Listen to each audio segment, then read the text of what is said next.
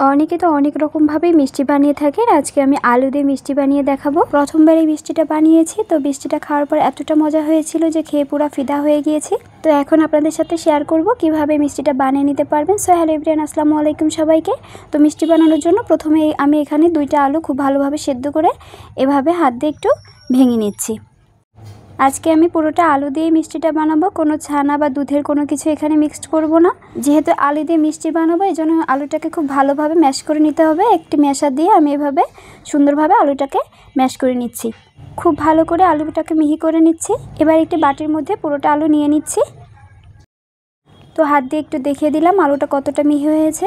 2টা আলুর জন্য এখানে 1/4 কাপ আটা নিয়েছি 1/2 কাপের মতো গুঁড়ো দুধ, আর দিচ্ছি স্বাদ মতো লবণ।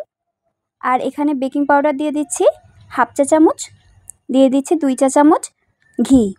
তো সবগুলো উপকরণ দিয়ে খুব ভালোভাবে হাতের সাহায্যে মেখে নিচ্ছি। তো দেখলেন তো, মাত্র অল্প কিছু উপকরণ দিয়ে কিন্তু এই মিষ্টিটা আজকে বানাবো। সবগুলো উপকরণ আমার দেওয়া হয়ে গেছে। এখন খুব ভালোভাবে এটাকে মথে আমি সুন্দর একটি সফট ডো তৈরি করে নিলাম। এখন অল্প পরিমাণ ডো নিয়ে হাতের তালুতে এভাবে আলতো করে চেপে চেপে মিষ্টির মতো শেপ দিয়ে নিচ্ছি। মিষ্টির এই শেপটা দেওয়া কিন্তু অনেক ইজি, একটু ভালো করে লক্ষ্য করলেই বুঝতে পারবেন। তো আমি আরও একটি মিষ্টি বানিয়ে আপনাদেরকে দেখাচ্ছি। এভাবে হাতের তালুতে নিয়ে আলতো করে চেপে চেপে মিষ্টির শেপ দিয়ে নিতে হবে। আশা করছি বুঝতে পেরেছেন, খুবই সহজ প্রসেস। এভাবে আমি প্রতিটি মিষ্টি বানিয়ে নিয়েছি। 2টা আলু থেকে আমার এতগুলো মিষ্টি হয়েছে। এখন চুলাতে একটি ফ্রাই প্যান বসিয়ে দিয়ে তার মধ্যে আমি পরিমাণ মতো তেল ঢেলে নিলাম। তেলটা কিছুটা পরিমাণ গরম হয়ে আসলে আমি মিষ্টিগুলো তেলের মধ্যে ছেড়ে দিচ্ছি। তেল খুব বেশি গরম হওয়া যাবে না, তাহলে কিন্তু মিষ্টিটা দেওয়ার সাথে সাথে পুড়ে যাবে। তো অল্প আছে তেলের মধ্যে মিষ্টিগুলো ছেড়ে দিয়ে এগুলোকে খুব সুন্দর করে আমি ভেজে নিচ্ছি। তো 1 মিনিট ভেজে নেওয়ার পর এভাবে একটু ঝাঁকিয়ে নিচ্ছি যাতে ফ্রাই প্যানের নিচে মিষ্টিগুলো লেগে না যায়। তো এক সাইডে হয়ে গেলে আমি মিষ্টিটাকে উল্টিয়ে আরেক সাইডেও একই রকমভাবে ভেজে নিচ্ছি।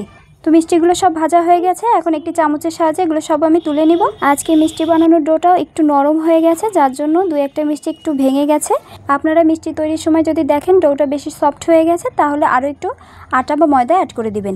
তো চুলাতে আমি এখন শিরা তৈরি করে নিচ্ছি। এখানে আমি প্যানের মধ্যে 1 কাপ চিনি দিয়ে নিচ্ছি, আর 1 কাপ চিনির জন্য 2 কাপ পানি অ্যাড করে নেব। এরপর একটি এলাচ একটু মুখ ফাটিয়ে দিয়ে নেব।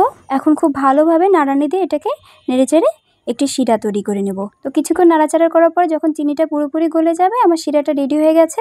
এই পর্যায়ে আমি মিষ্টিগুলোকে শিরার মধ্যে দিয়ে নিচ্ছি। এই পর্যায়ে কিন্তু চুলার আঁচটা আমি অনই রেখেছি। অল্প আঁচে এটাকে আমি 5 মিনিট জাল করে নেব। তো এইভাবে 5 মিনিট আমি জাল করে নিচ্ছি। একটু চেপে চেপে দিচ্ছি যাতে মিষ্টিগুলো শিরার মধ্যে খুব ভালোভাবে ডুবে যায়। 5 মিনিট পর এবার আমি ঢাকনা দিয়ে এটাকে সারা রাতের জন্য এভাবে রেখে দেবো। এখন আমি চুলার আঁচটা বন্ধ করে দিই। তো এভাবেই আমি আজকে আলু দিয়ে মিষ্টি বানিয়ে ফেললাম। তো আশা করছি আপনাদের ভিডিওটা অনেক ভালো লেগেছে। So enough for today, take care, আল্লাহ হাফেজ।